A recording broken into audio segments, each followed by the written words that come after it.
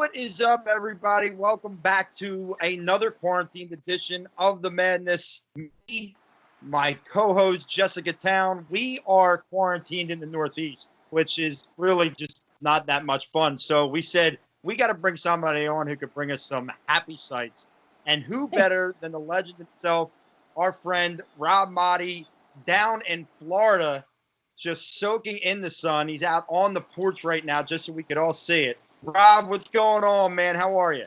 What's up, Rob and Jess? I didn't want to give you the beach view and make anybody jealous, so you could just stare at this pink or aqua or whatever color. I have issues with colors, but yeah, it's a nice wall. Stucco. That's what it is. Yeah. But here we go. Since you asked. I mean, right. you have to. Oh, it's so pretty. Well, let us all feel like we're there a little bit. Right? There you go. Oh, man. Gorgeous. It's Yep, a beautiful thing. And pumpkin spice latte. So living good. living the best life. I'm mixing fall and summer. Pumpkin Hey. spice should be an all year round flavor. Fair enough. And in this crazy world, you might as well just mix all the seasons together. Let's just enjoy everything. I mean, what else are we going to do at this point? But That's for Rob, sure. we appreciate you giving us some time here tonight, man, as you're down there. Obviously, Jess, we haven't done a show since right after the draft. But, Rob, you've talked to Carson recently and a great interview you did with him. And there's just a lot of questions after this draft about this team. I mean, forget the obvious questions of what's going to happen with the NFL season based off of everything going on. But just with this team in general. And you had an opportunity to talk with Carson, Rob. And obviously the big question, and it was your first question to him, was Jalen Hurts. True to Carson's word, he always gives you the great answer. And it's the right answer, and it's what you love about him. But I got to ask you, you've interviewed a lot of guys in your time. Is there any angst in him right now at the way this whole thing went down? No, none at all. And the way I did the interview was to give people some insight into who he is and why he thinks the way he does. And he's just the kind of person where he's been through so much, right? So he's been through so much adversity already. He's had to sit there and watch Nick Foles win a Super Bowl. He's had to get injured the following year and watch Nick Foles lead them to another playoff win. Then he's had to get hurt in a first playoff game he gets to. So he's been through so much. This isn't going to break him. This is not going to even deter him slightly one way or another. I think from a human perspective, anybody in his position, when that happens, when he gets the call from Howie, is going to go, what's that all about? But he's got such a firm grasp on what the right perspective should be. So I wanted people to get an opportunity to know why he thinks the way he does, because we can easily say, well, he says all the right things and he knows what to say. There's a lot of players in sports who say the right things because they're coached up well. Bryce Harper, for example, says all the right things up until last week when he went along with Blake Snell and said, yeah, well, he's exactly right. We should be getting. But you can argue for that, too. Carson's genuine. He's sincere. So when he says this is not even an issue for him, I think you got to believe it because of who he is as a person and what matters to him. And as he said in that interview, for him, it's just a small piece of like he calls it, his faith as we got to, which was heavy. That interview, by the way, was done for Faith on the Field show. Then once I did the interview, I offered it to the guys at 97.5. The Fanatic, Mike Missinelli, was on at that time, and they were really gracious enough, nice enough to air it in its entirety, which I had asked. I said, if you're going to air it, don't cut it up. I want people to hear. So that's why it was heavy into the Christianity aspect. But that's who he is, right? So that's who Carson is. And unless you get to know that, you won't be able to understand why he doesn't react the way the world expects him to react. And he's just got a different mindset. And it's one that's it's commendable, because I wish I was there at 26 years old, and I wasn't. It took me longer to get to that point. So I think he's genuine. He's sincere. You don't have to be angry for him. I think there's a lot of Carson fans who are upset for him. He's good. He's okay. So don't worry about it. And I definitely think that it's easier to believe anything that Carson says because he is always very genuine. If he is frustrated, you can kind of see it because he is such a good guy and such a genuine person that he doesn't really hide that well. Granted on the sidelines things are different, but you can tell almost, when he does post-game pressers, if there's something that's kind of bothering him a little bit more, you can see it. And I think, obviously he is also just a good guy, so he is good at, saying the right thing at the right time, but not in a way that he doesn't believe. It's not false, it's not forced. That's who he is. So for me, I think I have an easier time totally buying into anything he says, and where my questions come in and where my concern comes in is when it comes to the Howie Rosemans, the Doug Petersons, and the Andy Weidels of the group. And my question to you, for that situation is, which one of them almost, because I feel like I've tried to listen to the different things that they've said, their messages from their draft selection, and there have been a lot of they've said different things. They've said, a gadget player using him at different times, or an insurance policy, or of course we back Carson and this means this. What do you truly believe that they are 100% behind Carson and not feeding into he's always injured, we need the best insurance policy? Where do you kind of see, where do you truly think this pick came from? Why did they choose Jalen Hurts in the second round instead of double dipping at wide receiver, taking a safety, taking a corner, taking a linebacker that was a little more pressing than a backup quarterback in that spot?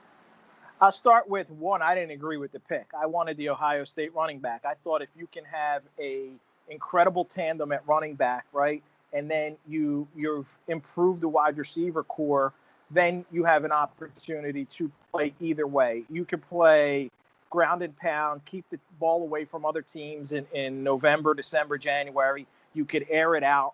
So I wanted a running back, and he went to Baltimore, I think, 2 picks later, who happened to have the best rushing attack in the NFL. So the rich get richer there. I don't think, though, I don't agree with the perception that the Eagles made this pick because they're looking to replace Carson at some point. I think what they did was look at it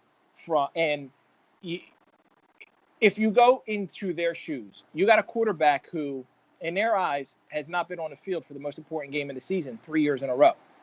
Not his fault. He's just been injured. So of all teams, they understand the importance of, we all understand the importance of having a legit backup quarterback. So Jalen Hurts is cheaper. He's somebody they can develop. And I think they try and really outsmart everybody else with, well, there are so many different ways that we could potentially use him. I don't like the comparison to Taysom Hill because I think Taysom Hill's got different skill sets than Jalen Hurts. So Jalen Hurts is more than likely a better quarterback than Taysom Hill. But Taysom Hill can play special teams. I don't anticipate Jalen Hurts being on special teams. I don't anticipate Jalen Hurts lining up as a fullback or a tight end. So I don't like that comparison, but I think there are ways they can get the ball in Jalen Hurts' hands, whereas the normal backup quarterback's just going to stand on the sideline holding a tablet. At least in this case, he might be able to get in for 5, 6, or 7 plays, and one of them might be a difference maker every month or so.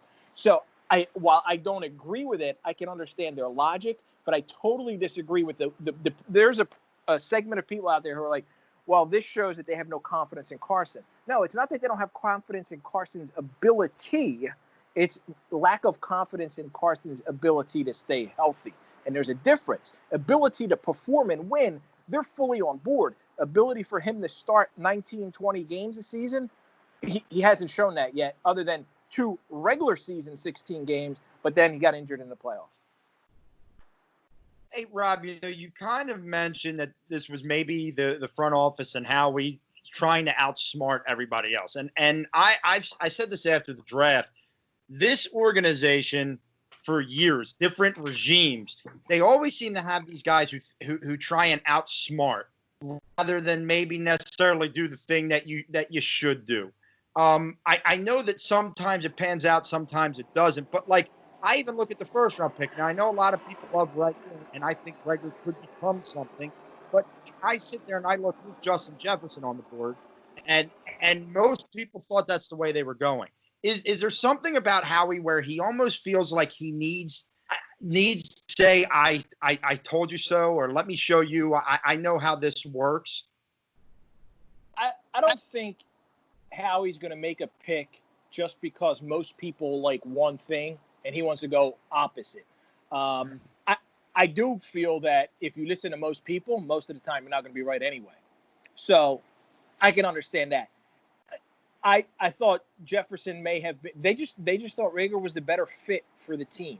I think they looked at a guy who can be sort of it's a copycat league. They think he could be like a Tyreek Hill-ish type of guy, and that's where they went with it. That will easily be something that we could follow and go, is it a good pick? Because you look at Jefferson's numbers, you look at Denzel Mims' numbers over the next year, over the next two, over the next three, and then look at the production. But it also comes down to actually developing the kid, because we've seen they've had issues developing young wide receivers, not just last year, the year before, for several years now. You can argue that Nelson Aguilar and other guys, Aguilar had one good year. So hopefully they're in a position to develop him and he could pan out. But I don't think they make picks to purposely go against the grain. I just feel like they have a different way of looking at things than the consensus a lot of times. And it's easier to point at the Hurts pick and go, well, what are you thinking? Because it's positionally, it's a quarterback. Why are they doing that? Now, of course, there's a lot of people in the national media who are jumping on board and going, oh, this is great. They needed that, whatever. It might end up being a great pick. I didn't like it. I didn't agree with it, but I kind of understand it. For me, I don't have a problem with Jalen Hurts being an Eagle. I don't have a problem with them drafting a backup quarterback. I just think at the time they did it, you and I talked about it that night. I was totally on board for J.K. Dobbins as well, because, he was the best player available right there. Obviously, they have Miles Sanders, but why not? Why not take them right there, And, you talked a lot about development, and Jalen Hurts especially is, a guy they can develop. He's cheaper. He's a project they can have. But, Doug said the other day that Nate Sudfeld will be their number 2 guy.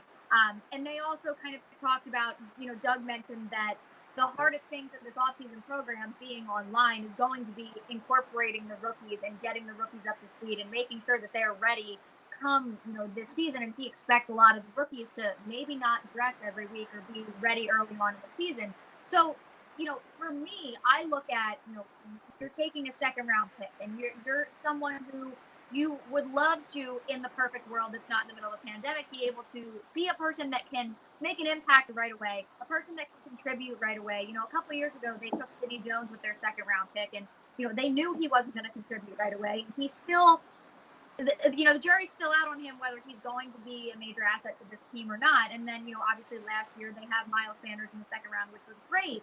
But, you're looking for that early on for someone to be less of a project and more of a plug-and-play kind of player. How much does that also kind of detract from, the logic that goes into that pick is, obviously we're in the middle of a pandemic. He was a project as a backup quarterback anyway, and they already have a solid backup quarterback, solid quarterback in Nate Sudfeld. We haven't really seen much of him being the number 2 guy, but, to me, that almost makes it worse in my eyes. I wasn't happy about the pick to begin with. I thought it was extremely disrespectful to Carson in a lot of ways. I get it from a logic perspective, but, what is your opinion on now that extra layer to it as well? In addition to just, you've got your franchise quarterback, you're paying $109 million, and you draft a quarterback in the second round. How does that kind of add to that issue of them kind of almost botching some draft picks in the last couple of years? I think the expectation for any rookie this year has got to be low, because of there's going to be, there's certainly no off season. There's no OTAs. There's no mini camps. They're going to have to get it. If they're going to play the season, they have to have a full 6 or 7 week training camp. Every coach is saying that. Doug said that the other day. I don't know that they can even get to a point where they can have 6 to 7 weeks of training camp. But given all of these circumstances, all the rookies in the NFL right now the expectations have, the bar's got to be lowered for them. I don't know that even first-round picks are going to be able to go in there, step in, and contribute to their teams. So they should have had that foresight, and I think they did. So they're probably looking at Jalen Hurts as a guy who could help them more in 2021 and 2022 than 2020, which goes to your point of, well, they could have immediately helped the team, which we all thought they should have immediately helped the team for 2020.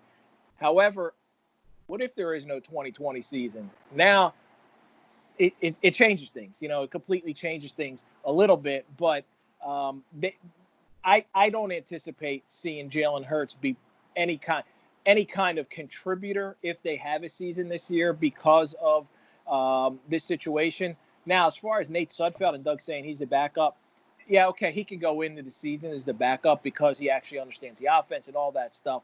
But I think at some point they didn't draft Jalen Hurts to be a number 3 quarterback. So whether it's if it's not this year, and it probably won't be, by 2021, Jalen Hurts is definitely going to be the backup quarterback. Talk about Maaddi and Rob. We're talking Doug Peterson. We're talking Carson Wentz. You asked Carson about how he feels if Jalen Hurts is used in these gadget type situations, coming in and all that. And Carson gave a great answer. And one of the things he said was, I don't doubt my coaches. I don't question Doug's game plan. My question to you is, should he start doing that a little bit? And I don't mean because Doug's not a good coach. I just mean now that he is becoming, he's an excellent quarterback. He has elite talent. Should he start becoming that guy that does go to the coach and say, hey, let's go more up tempo. This is working. Should he start to question Doug a little bit more? And I'm not meaning it in a disrespectful way, just in a professional sort of way. I think he does that. I think as far as what he wants, what kind of plays he wants, he's got a really good feel for what works in the offense, what he wants to do. I think in his response to that question, he was trying to say, hey, we haven't even been able to sit down and put any kind of game plan together or anything. So I don't know what they expect for Jalen Hurts to do, but I trust in them to be able to come up with whatever it is. I mean, we can say whatever we want about Peterson. He did get a couple plays that did work, Philly special. So there are some gadget plays that have worked out very well for Doug Peterson. I don't think Carson is he's not quiet about what he likes, what he sees, what he wants, how he wants to run the offense. I don't think you should have any concerns there. I think he was trying to be as honest as he could be with Jalen Hurts. Like, man, I don't know what we're going to do with him. I don't know how we're going to try and incorporate this. But I was like asking him about the response, because the question when it was asked of him that previous Monday, I think we spoke on Wednesday, and that previous Monday, he was like, we'll see. And some people took we'll see as, oh, Carson doesn't like it. And he was like, no, it's not that. It's just, I don't know. I don't know. And I'm going to put my trust in the coaches. So let's talk a little bit more about the coaches, and something that was, of high conversation this offseason, even before the draft, was Andre Dillard and Jason Peters and what was kind of going on there. And, there was a rumor that came out, I want to say in early February, that the Eagles were listening to offers potentially for Andre Dillard, potentially to trade that guy that they traded up to get in the first round last year. And that, I think, it was a head scratcher because, was Jason Peters going to come back? Was he worth that first round pick? Was he worth trading up, the whole nine? And, Doug finally came out and said, Andre Dillard is our left tackle. Why did that take so long to get a definitive answer from the organization in support of Andre Dillard? Were they waiting for Jason Peters? Is there, it can't be something that they saw in OTAs from Andre Dillard that they just needed, that last kind of vote of confidence, because obviously there aren't OTAs. Why did that take so long to, rally behind their first round pick from last year, who is supposed to be their project for left tackle of the future? I wonder if they were asked. I don't remember them being asked. You know what I'm saying? Sure. I don't know if Peterson was asked directly about Dillard being the starting left tackle. And I can go back through transcripts and look at it, because that's a good point. And if he had been asked and dodged the question previously, I don't remember that. If he was, then yeah, that kind of raises eyebrows. But if he wasn't specifically asked about Dillard, I don't think that's kind of – I wouldn't say, well, it took him a long time too. Now, going back to February and the rumors about Dillard, I didn't think they were openly shopping him. A lot of times, you know, and I've told you guys this before, I think a lot of times the rumors are just like created nonsensically by whether it's agent, somebody, whoever it is, trying to create them. That said, I don't think anybody on the team, maybe except for Carson, is untradeable. So if somebody was interested and inquired about him, yeah, you're going to listen, because if somebody's crazy enough to offer you 2 first-round picks or a first and a third for a guy, yeah, you're going to consider it. The fact, though, going back to what we just discussed with the pandemic and there not being any opportunities for these guys to get on the field, we can't see if they can't see if Andre Dillard is progressing.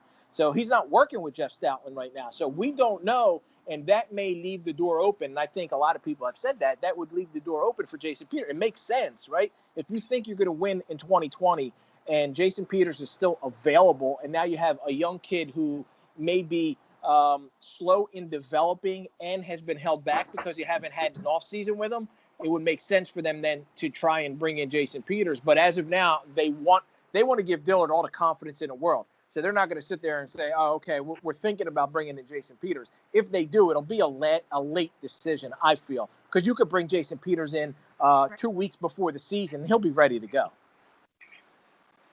Hey, Rob, you know, you mentioned the running back position earlier and how you really like Dobbins to form that great 1-2 punch with him and Miles Sanders. The fact is there's still a hole there, right? I mean, the way that the running back position is now, it's a lot more by committee. And the Eagles have seemed to be kind of rumored to be in on a lot of these guys that are still out there. Devontae Freeman, Carlos Hyde's name has popped up. Do you see them making a move, and is there one guy over another to think fits what they're looking for in another back? I think they'll wait on it a little bit.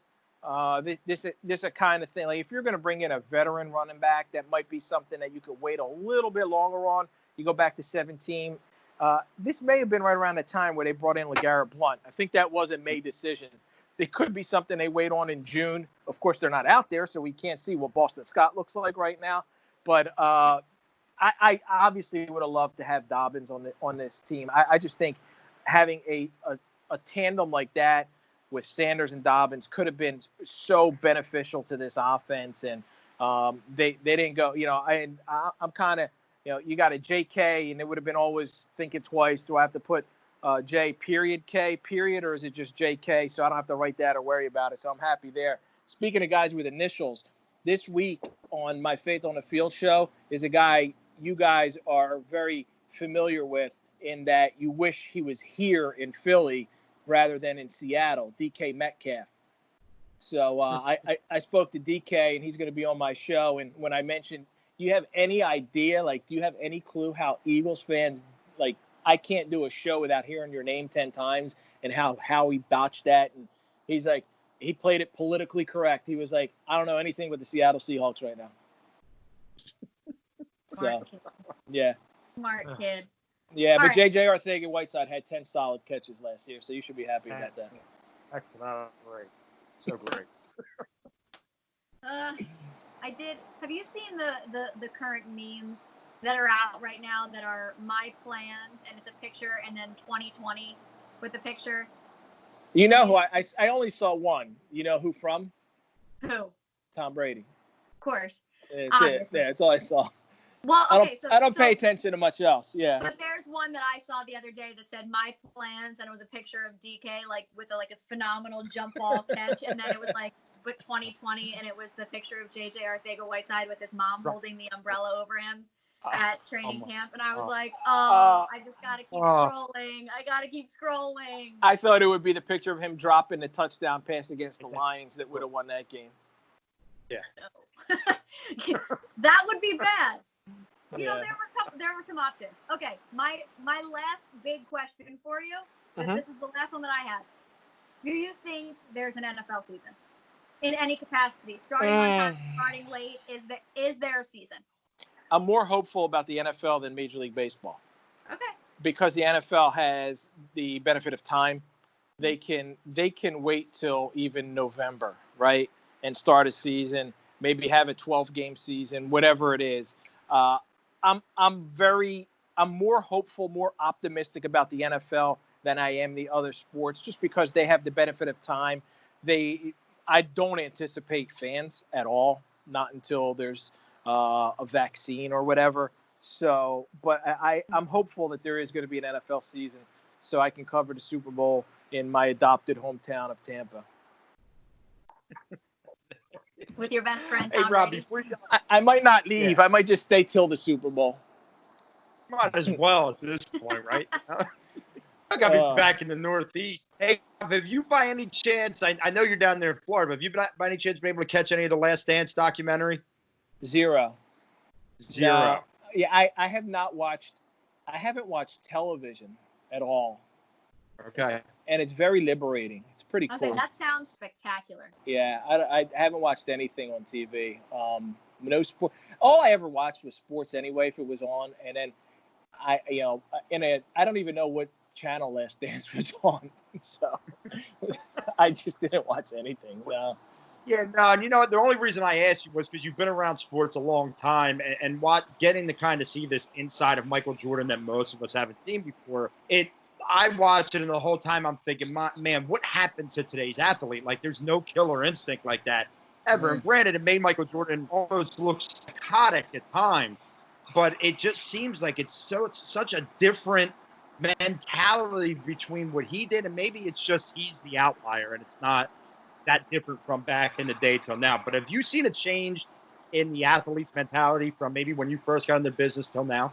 Yeah, and it's been 21 years, and I think athletes now are more brand oriented. It's all about the brand, building a brand, how you can market yourself, how you can prepare yourself for after career in whichever sport you're in. They're very conscious of that. Social media is incredibly different. Of course, there was no social media when I started in 2000. There was no social media back in Michael Jordan's day. So I think there are athletes who love to win, who play the game to win the game. But I think more athletes are about what the game can do for me more than what I can do for the game. And that's unfortunate.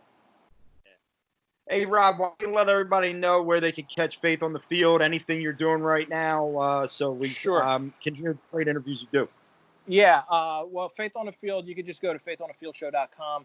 You can listen to any of the past shows. It's on iTunes, all the platforms for podcasts. I'm on 97.5 most weekends. I'll be there again this weekend, 12 to 3 Saturday, Sunday 4 to 8.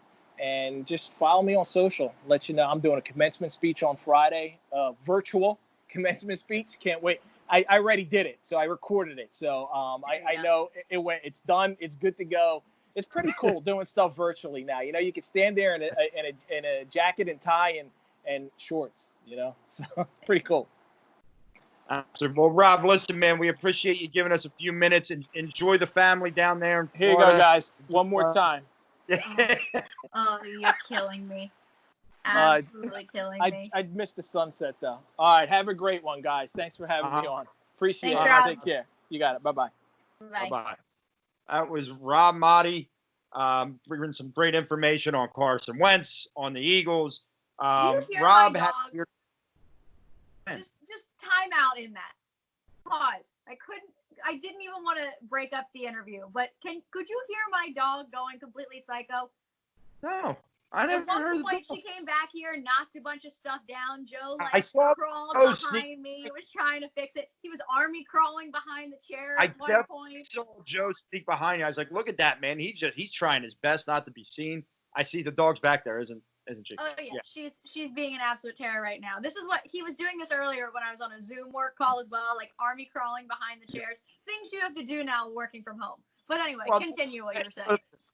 I had my one daughter come down here when I was on a Zoom meeting with my marketing team at school, and at first she sat down. She was real cute. She was waving, very quiet. And as she left, she decided to yell out. And I didn't have it on mute because I was getting ready to talk. So long, doo-doo heads. So my coworkers were all called doo-doo heads. And I was and the principal of my school was on this call, and I was like, oh, okay, that's just tremendous that we're just going to call my boss doo-doo head right now. That's awesome. Fantastic. That's one of the greatest things I think I've ever heard in my life. Oh yeah. It's been, I try and come down to the basement, which is where I'm at right now, and to kind of do these Zooms from now on. But typically, like they're in bed right now, but typically they could just walk down and I'll tell them, come over and wait. But I have to start muting because I don't trust them at all. It's funny. not sane. But That's really funny. a couple things that came out of what Rob was talking about. That Carson is okay with this. And I understand and I believe that. It doesn't mean that we are, doesn't mean that Rob is or anybody else. We don't agree with the pick, especially with the guys that were there. I just feel for Carson because, like you said, I find it to be really disrespectful to do what they did. Now he's looking over his shoulder again. And the fans, the first bad game Carson has, oh, we might as well see what the kid has. That's what these idiots are going to say. Yeah. I mean, there is a valid conversation for the thought that they might be yeah, here it goes again. That was great. It was came in on that one. It was quick. Like a ninja. You're acting like a stealthy velociraptor. Have you ever watched Live PD? Live PD. I don't know. Probably not. Okay. Well, you need to because it's literally it's live police officers and they just follow them around while they make arrests and things. And we are watching. Yeah, essentially. That's how Cop was back. We love this show, and there was one episode where there was a guy who pulled over a car because they were smoking weed in the car. And he was like, you didn't see me waiting over there, but I was watching you guys like a stealthy velociraptor. It's probably the funniest thing I think I've ever seen in my life. Wow. Because like an actual cop said this to actual human beings about being a stealthy velociraptor. But anyway, I digress. There's a valid argument for that the Eagles are open to having the conversation of trading Carson Wentz. And I know Rob just said that like everybody aside from maybe Carson is tradable. But I think that here's my opinion on this matter. And I've had this conversation. I can't have this conversation anymore with people. Like it's driving me nuts at this point because so many people, I talked to a lot of different people who like, they want to know my opinion on this.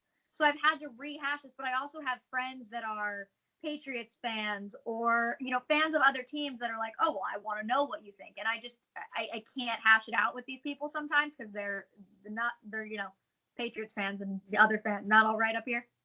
From this area that just, But anyway, so I'm just trying to explain because you and I talked about the disrespect factor. And that's my biggest thing is like, after everything that he has done to get to this point and the fact that he put this team on his back the way that he did to will them to the playoffs and got knocked out on a cheap shot and was cheated out of that experience of that playoff game.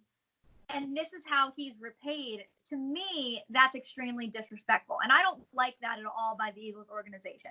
But, you look at it and you think, okay, Jalen, I look at Carson and I say, he's a guy who I can see holding the Lombardi trophy for the Eagles. I look at Jalen Hurts and I don't see that, right? Like, Jalen Hurts is a guy who should have been drafted to be, like, I think he can be a starting quarterback in the NFL. No question. But I think he's a guy who needed to be leading the Jaguars or the Tennessee Titans. Or, like, he's a Marcus Mariota kind of quarterback. And, what's Marcus Mariota doing right now? Making too much money to back up Derek Carr in Las Vegas. Like he's a guy who should have been a draft pick to take over. Obviously he wasn't as highly regarded as a Tua or a Justin Herbert or obviously a Joe Burrow, but he's a guy to take over one of those teams who is in that rebuilding phase. And we talked about how one of my biggest issues with the draft pick is the Eagles are not rebuilding. They're not in that phase. There are a couple spots that they needed to seriously address through the draft, through free agency. And with that, they are able to be pushed to that next level. Obviously, there's a lot of other good teams in the NFL. A whole nother wild card is Tom Brady's now in the NFC. It's a whole different factor that totally throws off the whole seeding for the NFC, which, it'll be really interesting to see how it goes. But that to me is just a terrible draft pick in that spot. It opens the doors for they're going to trade Carson Wentz. It opens the doors for one bad game from Wentz, as you said, and people say, "Oh, well, let's just see what he has." It's opened too many doors that were finally closed. Yes. And here's the thing, right?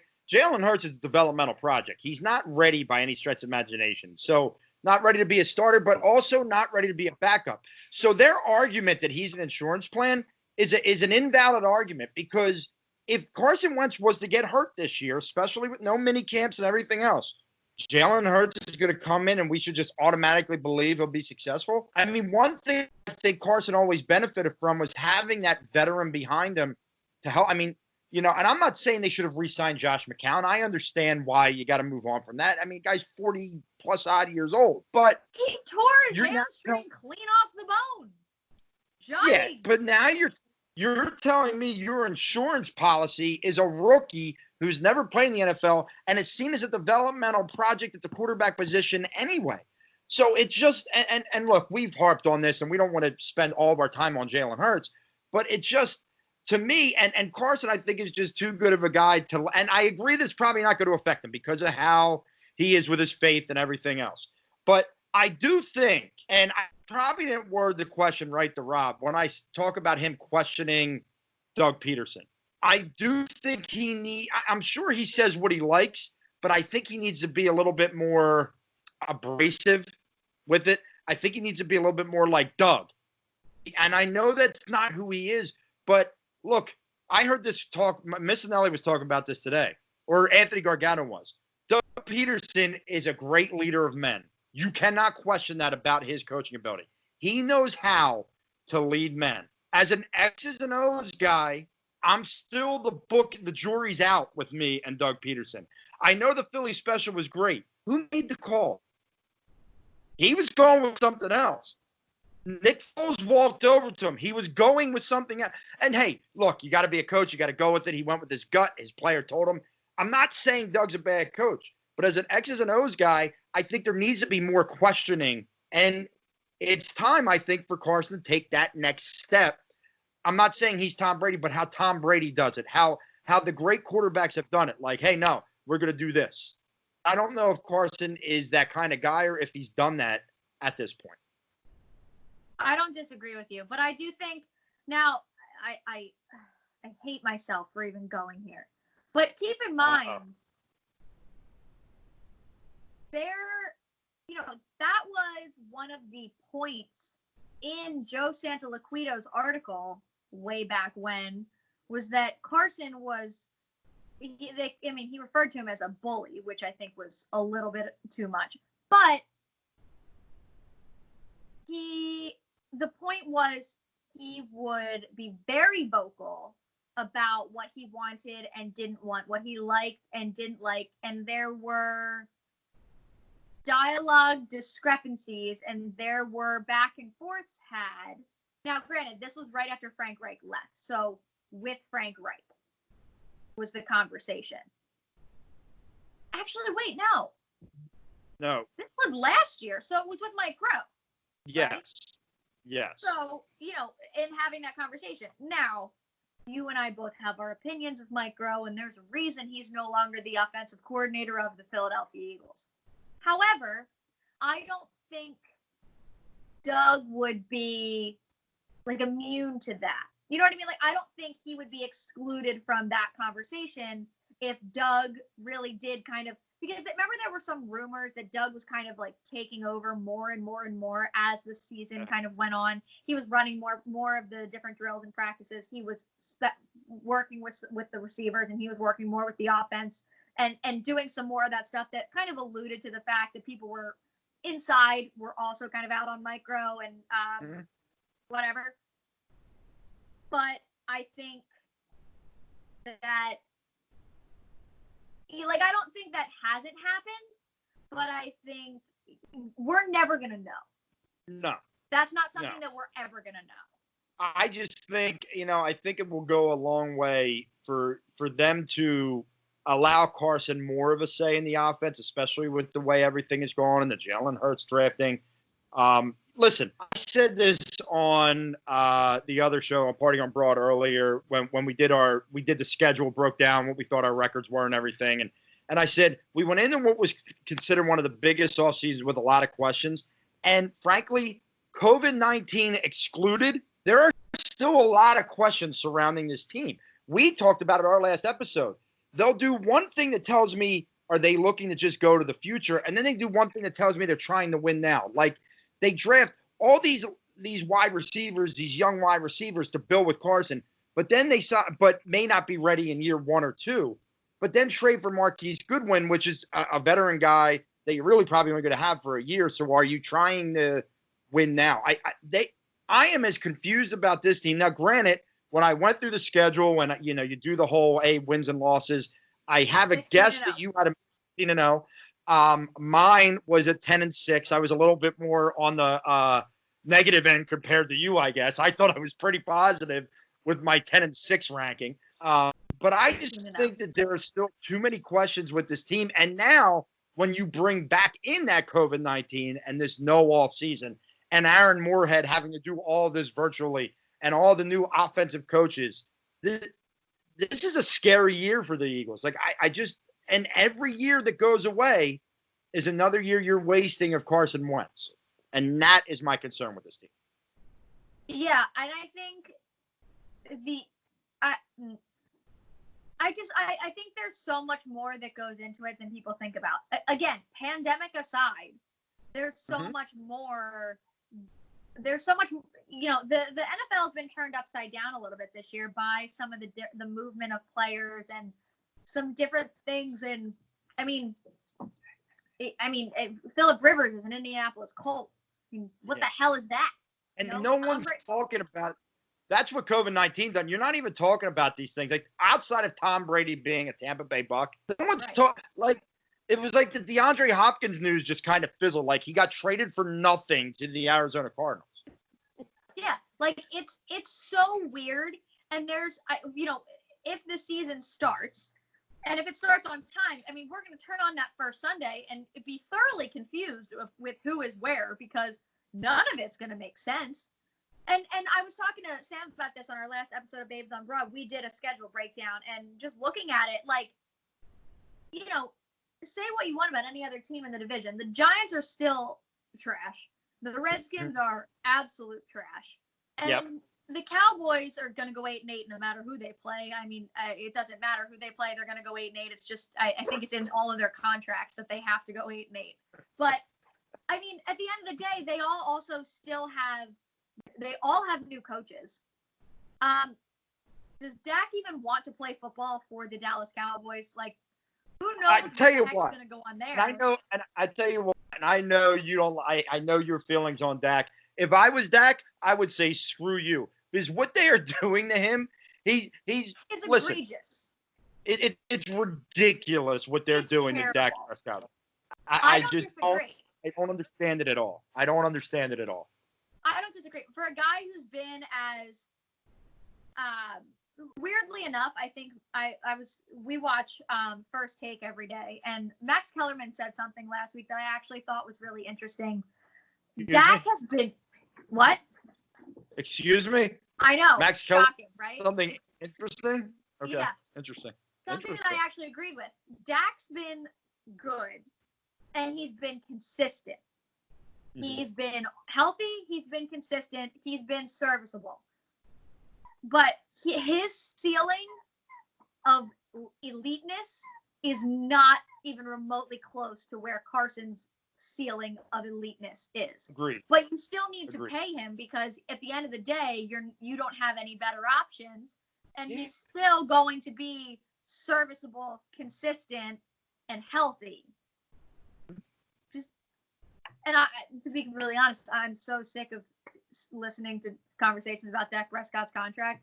That's the one thing that has killed me more than anything I think about, during this non-sports period is just the constant rehashing of the same topic. Story. I can't listen to the Carson Wentz versus Dak Prescott thing anymore. I can't listen to the Jalen Hurts thing anymore. I can't listen to anything else about Dak's contract. I just can't do it. I couldn't give less of a you-know-what where Tom Brady played this year. I don't care. I don't care that he's in Tampa. I don't care that he walked into the wrong house. I don't care that Gronk came out of retirement. I don't care. But this is exactly why. This is exactly why I've locked myself into Netflix. I've done what you and Joe did, and I'm like halfway through all the Marvel movies in proper order. I got into The Last Dance. I am like I'm one of the social media gurus with my school now. Like I'm doing this show. I don't know if you saw my episode where I was in the white suit yeah. And so I'm filming, like I got to record my. You out of the white suit. Yes, dude, that was my whole point for wearing it. Was I said to everybody, I'm going to wear it like then, but I said I can't wear it every week when we do this. So like I'm recording tomorrow, so I went and bought a maroon blazer since our colors are maroon and gold. I'm going to rock that tomorrow for episode 2. So that's coming out this weekend. Stay tuned, YouTube fans. SGCN is back, baby. We're coming back with some fire lately, but because I can't deal with those stories though. I can't. That's why I lock myself into everything else. I'm absolutely going to watch The Last Dance again because I just feel like I need to watch it again. We're currently watching Dave, the show about Lil Dicky. Have you heard of I hear or watched that? I hear it's outrageous. Did you watch it? No, I just hear it's great. It's phenomenal. The first episode, I couldn't really figure out like what the premise of the show was. I couldn't figure out what it was supposed to be. Like, is this supposed to be like what happened in his life? Is this his life now? I couldn't figure it out, but it's just ridiculous. But yeah, Dave and The Last Dance, obviously comparable, but necessary. Well, we could talk about The Last Dance. It kind of moves into our little Sixers talk here. Before I do that, though, we're not going to talk about the Sixers and me have this wonderful Eagles background. That would just be stupid on so many different levels. So I've got to change it. So I might as well change it. And here we go. Now I got a new background. Is that backwards? Oh, yeah. No, it's not. Well, see, I think it is, but I think when we actually put it it's good. out. It's fine. Okay. It's good. I thought it was backwards, and it wasn't because I couldn't see where the 76 was. I thought it was somewhere else. But yeah, it just looks like there's a snake coming out of your head. That's fine. That's fine. I'm a badass. You know what I mean? Snakes just. Sixers. I miss the Sixers a lot. I do too, and it's funny though. You know, someone said to me, they're like, God, you got to be like dying without sports. And I said, yeah, I do miss watching sports. Don't get me wrong. But I don't think I've ever been this calm, Jess, in my life. I've had no stress. I've had nothing. Everyone goes to bed at like 8:30 in my house. I sit down and watch a movie or I watch a TV show. Have my water. I'm losing weight. Everything is going well right now. Like there is a silver lining to this quarantine for me. And as much as I miss sports, there's the part of me going, oh man, when that stuff comes back, I'm going to be an angry SOB. I can tell you that right now. My silver lining is I've saved so many miles on my car and so much money on gas. I just leased a brand new car too right before this happened, if you remember. Like the week before this happened, I leased a new car. And up until this week, I haven't driven it. So it's been wonderful. There you go. My dog's trying to dig a hole in my couch currently. So the Sixers, there seems to be more and more fire behind the idea that the NBA is going to get something done. As of today, there were rumors that they're thinking about mid-June, start workouts, mid-July, start a playoff scenario. I don't think that they'll go back to a regular season. I think it's right into the playoffs, which, if that's the case, the Philadelphia 76ers would be the 6th seed, and they'd be playing the Boston Celtics in the first round, which is interesting. But Brett Brown, in true Brett Brown fashion, was supposed to have about a half-hour press conference, I guess towards the end of last week. Ended up answering every question for over an hour. And in true Brett fashion, gave you every honest answer he could give you. Jess, I don't know how much of it you've been able to read, but, you know, what are some of your quick thoughts just off of some of the things you heard him say? Well, the first thing that comes to mind is Ben Simmons and where he was at in Milwaukee when they, I think, Ben is the kind of guy who he wants to play. He doesn't want to come out of the game. He doesn't want to rest. He doesn't want to take nights off. He has to be in serious pain to not play. And I think the fact that he was vomiting from the amount of pain that he was in, I think is a lot worse than any of us really thought it was. And I don't know if you picked up on this though, when they were talking about the last game in Utah where Scottie Pippen was having back tightness and they were doing 5 minutes on the floor and 5 minutes off. That's exactly what they said they were going to do for Ben, and everyone was like, "Why would you do that?" And that falls right in line with the question that I asked Rob at the end of our interview about the past and the present in sports and how much it's changed. And I'm not saying this is Ben. We could talk about it because Brett Brown got right in the Last Dance and discussed it in terms of Ben and Joel specifically, about what it takes to lead and things of that nature. But we are in such a different era in sports. And if watching The Last Dance did anything for me, it made me miss those old days. Those guys were just unreal. What the heck was that? Was that the dog? Or is that Joe? Was the dog. Yeah, that was the dog. I was like, what happened to Joe? Is he okay? But it's just the dog. So it's just Nola terrorizing Joe. Well, at least one Nola is terrorizing the Delaware Valley right now. You know what I mean? We can't have the other one. But that right there was interesting to me, and it just goes to show you how bad and inept this medical staff is. I know that that Ben is a certain type of guy, but come on. You had to know something was up if that's what happened 2 minutes into the game. Yeah, and I think I totally agree. Like, I personally, I wasn't alive for the majority of Michael Jordan's career, and when I was alive, I was a toddler. But for me, I've never. So, I've told you, my dad tricked my mom into naming my brother after Michael Jordan in 1999 when Andrew was born.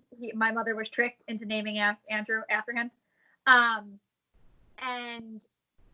so it, like, in our house, I was always hearing about Michael Jordan, and we were always watching stuff about Michael Jordan. My mom still has my little brother's first pair of Jordans. Like, we were a Michael Jordan fan family. Like, that's just kind of how I was brought up on basketball.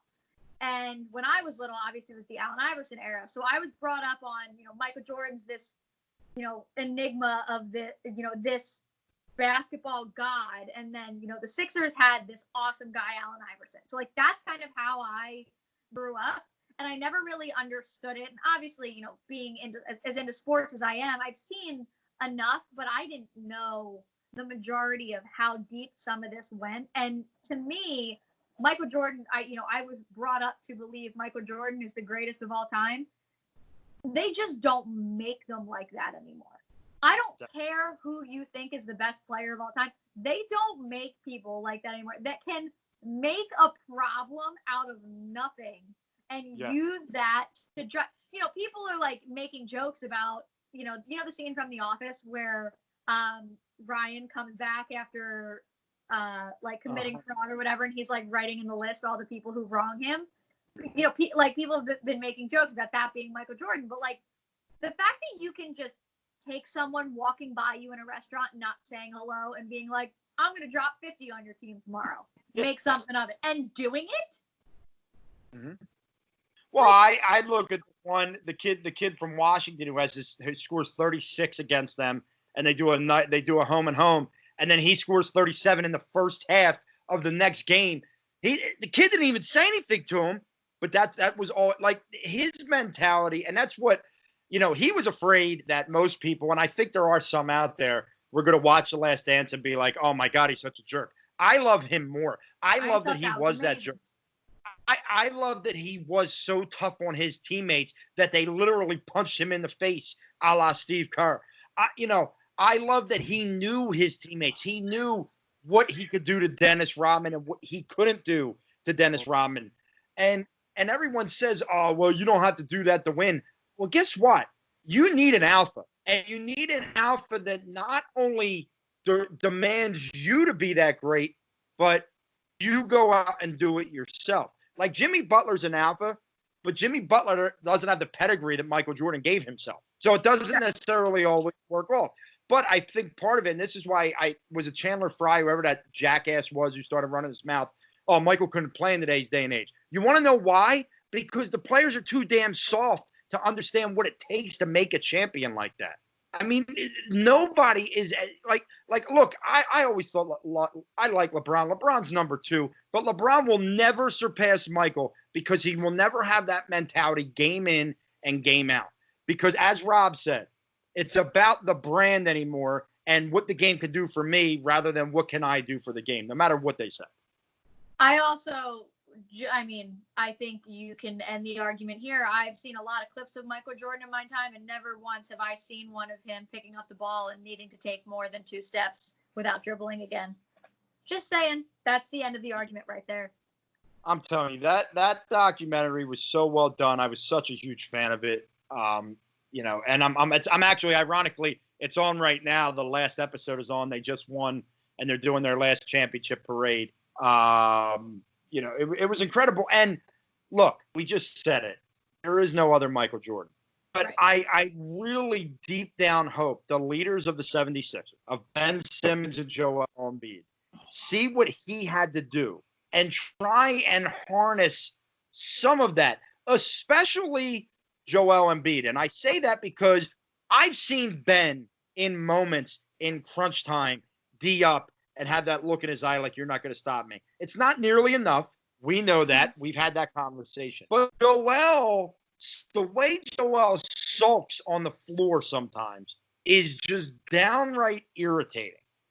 And then to hear Brett say he wants him to play 38 minutes a game in the playoffs, that's great if Joel starts taking care of his friggin' body and is in shape, which he hasn't shown me his willingness to do right now.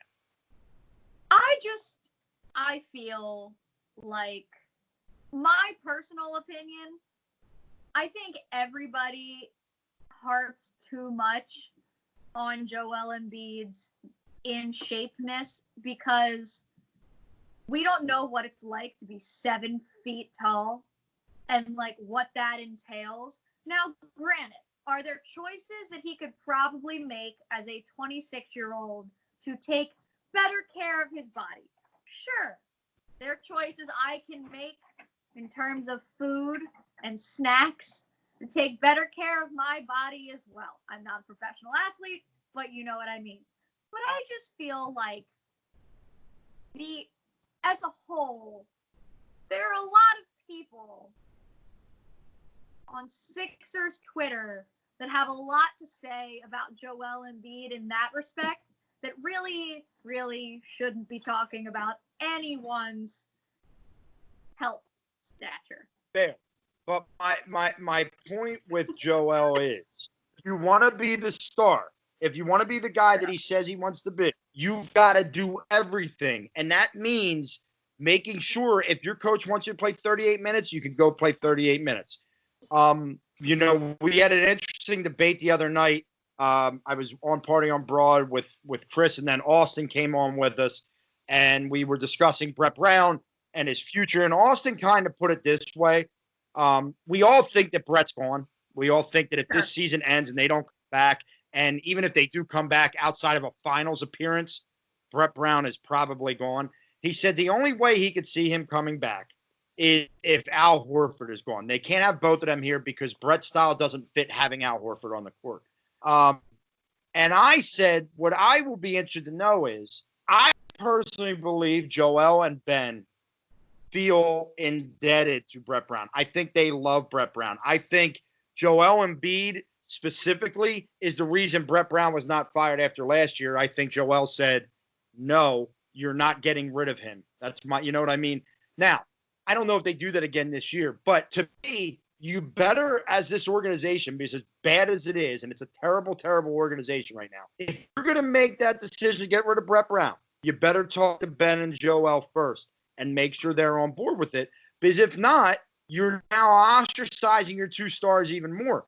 To me, Austin brought this up. It's a great point. When you brought Al Horford in here, no matter what we all thought and how it could work and how it could fit, you basically took Joel and told him, well, you could be dominant down low, but we need some spacing, so I don't know how much down low. It was almost like a, hey, Joe, we're going to bring in another guy who kind of does, the things you do, and he's a little bit older. You've got to be careful how they handle the firing of Brett Brown. That's all I'm going to say. Fire him. I'm on board. I hate it. I hope the guy goes and is successful somewhere else.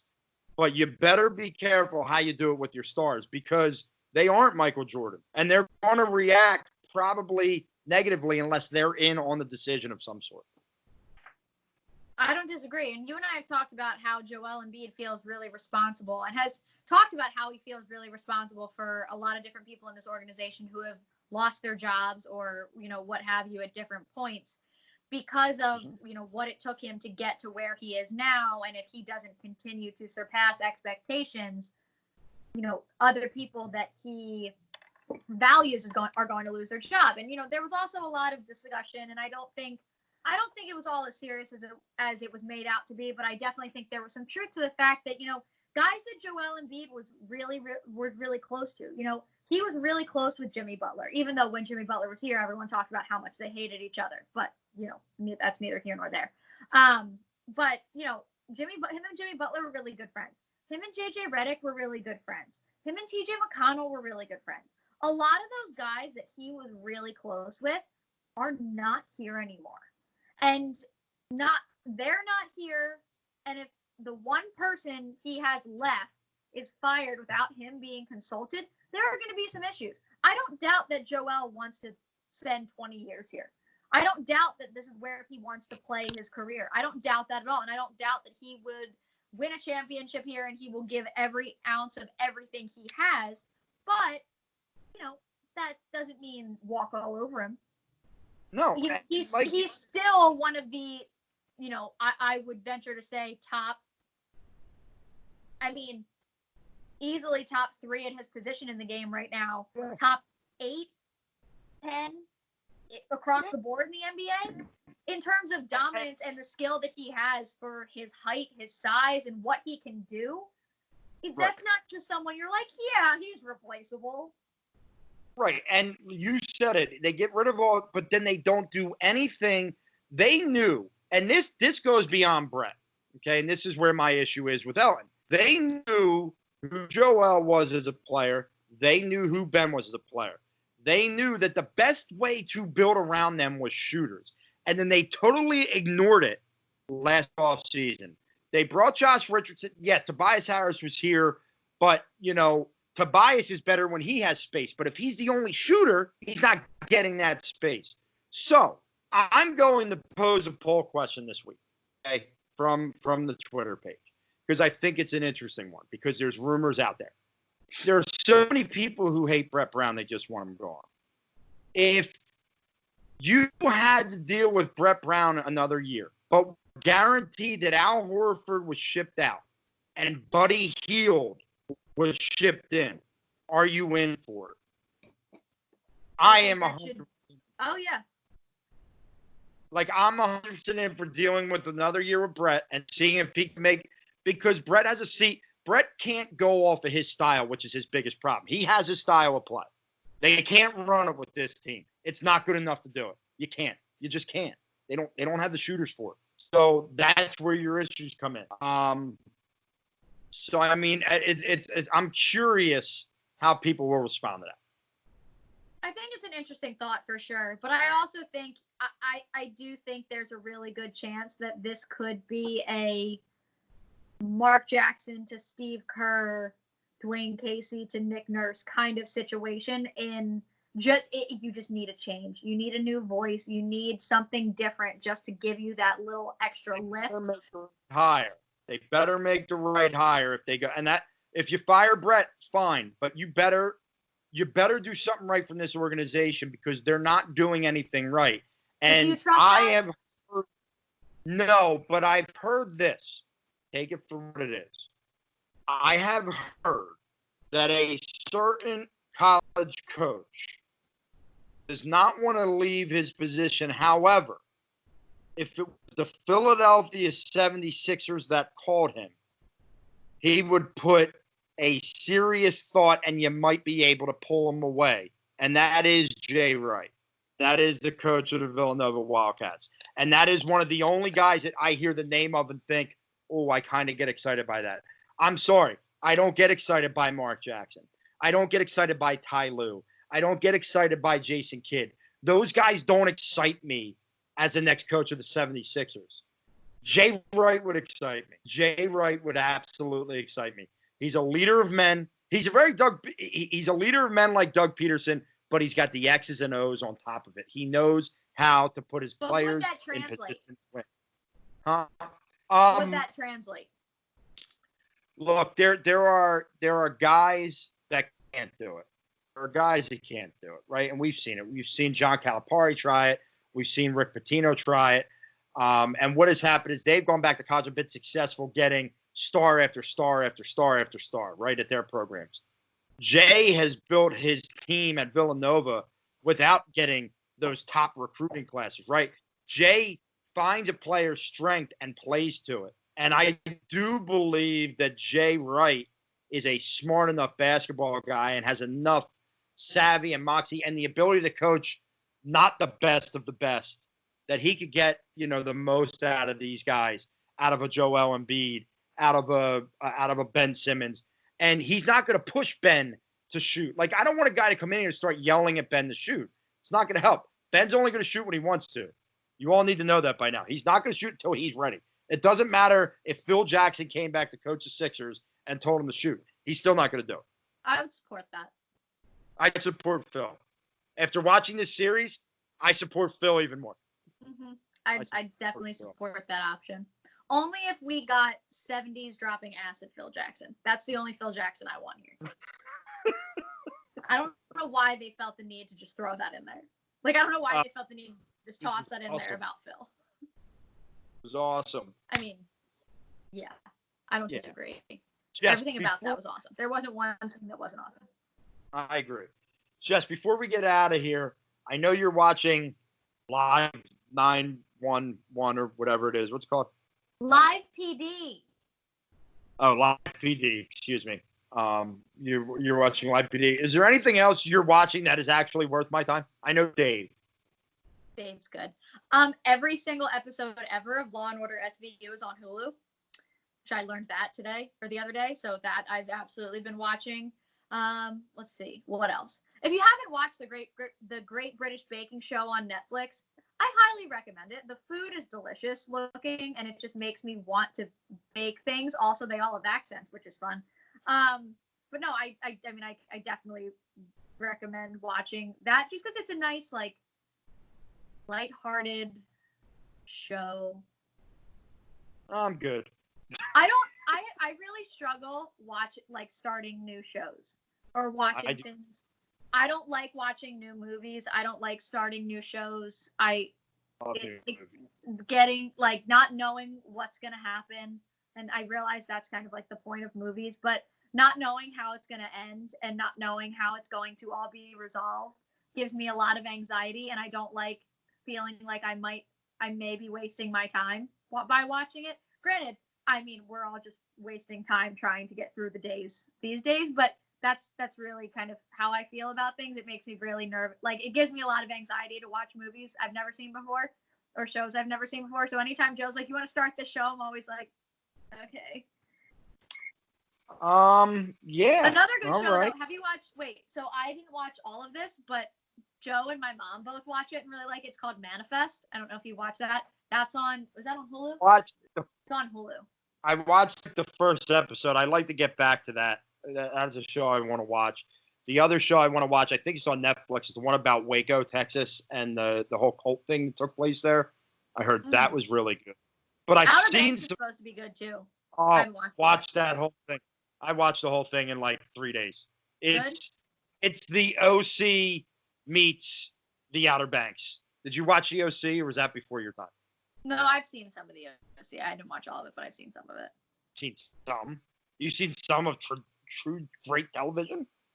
The OC is a damn show. Damn good show.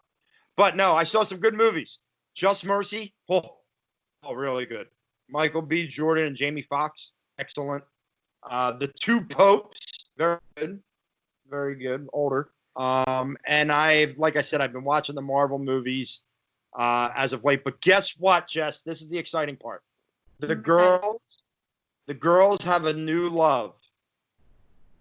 We've had our Descendants. We've had our zombies. We've had our Teen Beach movies. We've had our High School Musical days. We've had them all. But over the last 3 days, we have watched this movie 8 times over the last 3 days. Tell me it's No. They are in love with The Sandlot. Love it. They fantastic. Are fully invested. Now, I'm not overly happy with why Ella's invested. Does she like Ella boys? Invested because she loves boys, and there's nothing but boys in this movie, and she wants to kiss them. Yep. And she wants to be Ham's cousin. She wants to marry Benny. She really likes has her fancy right now. She's totally boy crazy at almost 5 years old. That's all she talks about. She told me the other day, Daddy, I can't wait till I get older and I could kiss boys. That's what I was told. I thought I had like 7 more years before I had to deal with this crap. Clearly not. And quarantine has exponentially raised the bar. Because now she tells me every day she thinks it's funny. I'm like, this is not fun. Not fun for anyone. I don't like it. But, all right. Well, as you could tell, here on The Madness, we are not doing one every week because, well, there's just not that much to talk about. But we will be coming to you more and more. Remember, you can catch us on YouTube. Go to thepaintedlines.com. Go to the Painted Lines YouTube page. Eventually, I am going to get audio onto our podcast platform because if you've been looking for us there, we haven't had anything in months. So, keep an eye out there.